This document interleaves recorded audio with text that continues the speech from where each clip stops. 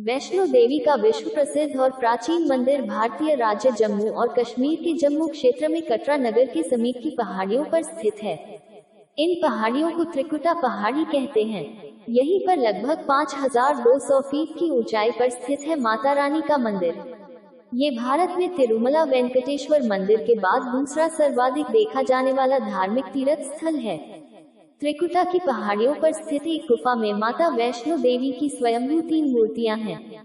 देवी काली दाएं, सरस्वती बाएं और लक्ष्मी मध्य पिंडी के रूप में गुफा में विराजित हैं। इन तीनों पिंडियों के सम्मिलित रूप को वैष्णो देवी माता कहा जाता है। इस स्थान को माता का भवन कहा जाता है। पवित्र गुफा की लंबाई 98 फीट है। इस गुफा में एक बड़ा चबूतरा बना हुआ है। इस चबूतरे पर माता का आसन है, जहां देवी त्रिकुटा अपनी माताओं के साथ विराजमान रहती हैं।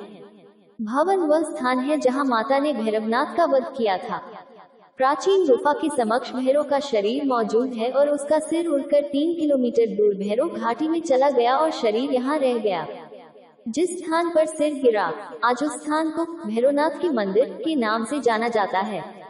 कटरा से ही वैष्णो देवी की पैदल चढ़ाई शुरू होती है, जो भवन तक करीब 13 किलोमीटर और भैरव मंदिर तक 14.5 किलोमीटर है।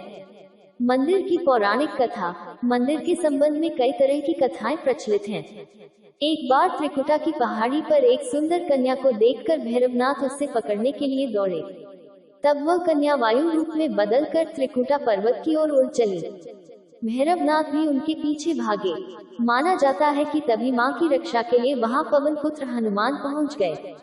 हनुमान जी को प्यास लगने पर माता ने उनके आग्रह पर धनुष से पहाड़ पर बाण चलाकर एक जलधारा निकाली और उस जल में अपने केश धोए।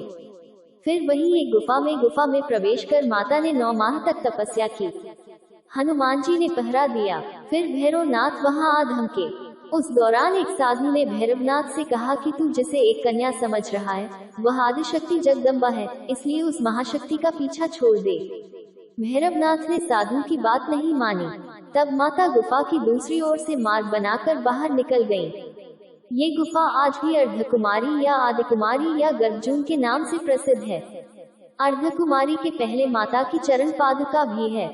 ये वह स्थान है जहां माता ने भागते भागते मुड़कर भैरवनाथ को देखा था। अंत में गुफा से बाहर निकलकर कन्या ने देवी का रूप धारण किया और भैरवनाथ वापस जाने का कहकर फिर से गुफा में चली गई, लेकिन भैरवनाथ नहीं माना और गुफा में प्रवेश करने लगा। ये देखकर माता की गुफा कर पहरा दे रहे हनुमान जी ने उसे युद्ध के लिए ललकार और दोनों का युद्ध हुआ। युद्ध का कोई अंत नहीं देखकर माता वैष्णवी ने महाकाली का रूप लेकर भैरवनाथ का वध कर दिया। कहा जाता है कि अपने वध के बाद भैरवनाथ को अपनी भूल का पश्चाताप हुआ और उसने मां से क्षमादान की भीख मांगी। माता वैष्णो देवी जानती थी कि उन पर हमला करने के पीछे भैरव की प्रमुख मंशा मोक्ष प्राप्त करने की थी। तब उन्होंने न केवल भैरव को पुनर्जन्म के चक्र से मुक्ति प्रदान की, बल्कि उसे वरदान देते हुए कहा कि मेरे दर्शन तब तक पूरे नहीं माने जाएंगे जब तक कोई भक्त मेरे बाद तुम्हारे दर्शन नहीं करेगा।